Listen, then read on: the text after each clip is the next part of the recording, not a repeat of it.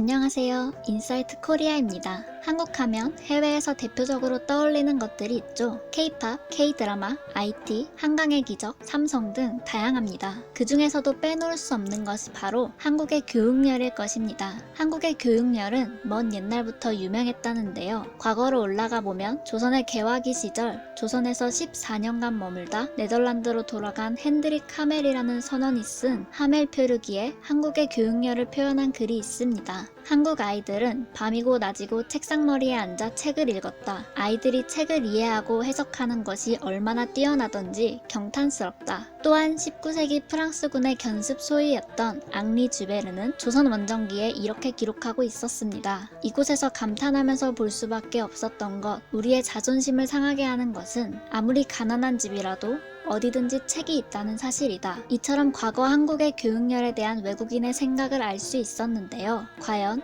21세기 대한민국의 교육열을 해외에서는 어떻게 바라보고 있을까요? 한국의 교육에 대한 프랑스 다큐멘터리와 이를 본 프랑스 네티즌의 놀라운 반응, 지금부터 소개해드리겠습니다. 한국에서는 교복 착용이 필수입니다. 남학생과 여학생들은 서로 각각 다른 반을 쓰며 학교 규율이 엄격합니다. 오늘 아침 첫 교시는 경제 수업입니다. 수업은 흥미로워 보이지만 시작한 지 1분 만에 어떤 학생들은 벌써 지루해합니다. 학생들은 부족한 잠을 어떻게든 채우려고 합니다. 윤재 학생 역시 피곤함을 보이는지 반 뒤에 설치된 졸음 방지 책상에서 수업을 듣기로 합니다. 의자 없이 서서 쓰는 책상은 졸음이 오지 않도록 해줍니다. 앉아서 수업을 들으면 잠들 것이 분명하기 때문에 서서 수업을 듣는다는 윤재 학생. 오후 4시면 학교가 끝나지만 윤재의 마라톤은 계속됩니다. 7시간의 고등학교 수업에 이어 윤재는 이제 5시간의 학원 수업을 들어야 합니다. 쉬고는 싶지만 할 일을 모두 끝내고 쉬어야 한다고 똑부러지게 말하는 윤재 학생의 모습이 담깁니다. 학원은 심층 수업을 받는 곳입니다. 서울에서는 90%의 학생들이 학교가 끝나면 학원을 갑니다. 윤재 학생의 어머니는 한국은 작은 나라라며 우리는 자연적으로 얻을 수 있는 자원이 적어요. 그래서 우리의 자원은 사람들의 뇌예요. 그래서 우리 학부모들은 아이들의 교육에 투자를 하는 거예요. 라고 말합니다. 이 저녁 수업을 위해 윤재의 부모님은 한 달에 900유로를 투자합니다. 이것은 비싸지만 한국에서 교육은 값을 매길 수 없을 만큼 귀중합니다.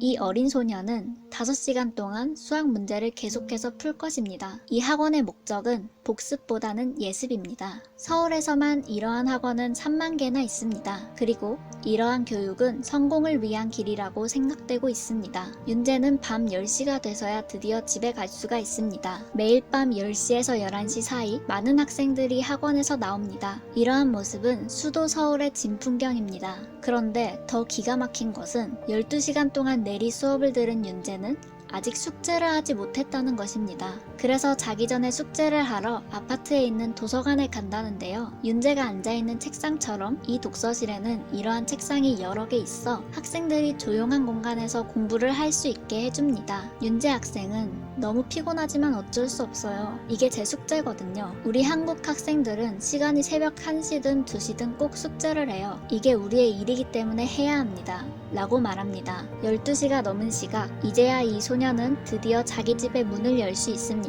윤재는 항상 이 지옥의 스케줄을 보냅니다. 하지만 부모들도 한국 교육의 특성상 어쩔 수가 없습니다. 저녁밥을 챙겨주며 어머니는 안타까운 마음을 털어놓았습니다. 당연히 마음 아프죠. 공부도 많이 하는데 자유시간은 적고, 근데 윤재가 잘 버티고 있기 때문에 할 수 있는 한은 계속해야죠. 지금 한국 사회는 굉장히 경쟁이 심해요. 우리는 자식들의 미래를 걱정하죠. 경쟁에서 이기려면 모든 걸 쏟아부어야 하고 열심히 해야 해요. 오늘 밤 항상 그렇듯 윤재는 새벽 1시에 반죽음 상태로 또 잠이 들 것입니다. 몇 년 전부터 많은 단체들은 이러한 살인적인 한국 교육, 특히 학원의 영업시간 등을 상대로 싸우고 있습니다. 하지만 이 싸움은 거의 진 것이나 다름없습니다.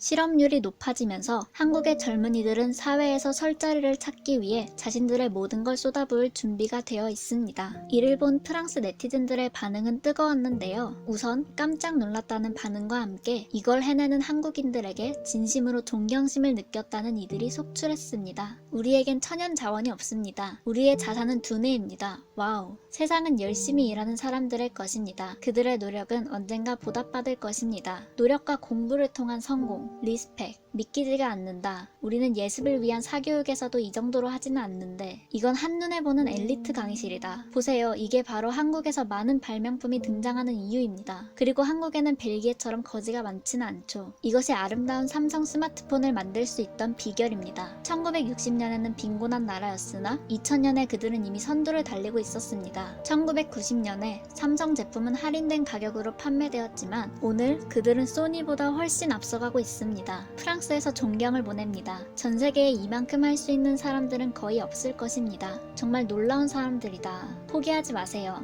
늘 뜨겁네. 프랑스에서 평균 10점 받더라도 한국에서 같은 점수는 못 받을 것 같다. 한편 한국에 비하면 천국인데 자신들은 프랑스 학교 수업도 힘들다며 불평한다며 불평 많은 자신들의 특징에 대해 농담하는 이들도 많았는데요. 나는 주말에 5분 공부하고 좀 쉬어야겠다고 생각하는데 당신들이 프랑스에 오면 바로 우주비행사가 될 겁니다. 한국인, 자 학교 수업이 끝났으니 심층 수업을 시작하겠습니다. 프랑스인, 하하하 농담이죠? 대체 무슨 말씀이세요? 한국에 가서 살고 싶던 K-팝 광팬 소녀들 이걸 보고 모두 땀을 흘리고 있다. 나는 학교에서 돌아와서 10분 공부하면 바로 발작을 일으킨다. 우리는 8시부터 4시까지 수업하면서 불평하는데 그리고 프랑스에서는 그냥 뭘 어떻게 해도 불평함. 나는 손에 펜을 잡고 공책 앞에 12시간도 앉아있을 수 없었어. 말도 안 돼. 정말 미쳤다. 이제 저는 다시는 7시에 일어나서 5시에 하교하는 8시간 수업받는 걸로 불평하지 않겠습니다. 그리고 프랑스에는 불평하는 젊은이들이 있지. 한국에서 그들이 열공하는 동안 자유시간을 누리고 있으면서 말이야. 하하.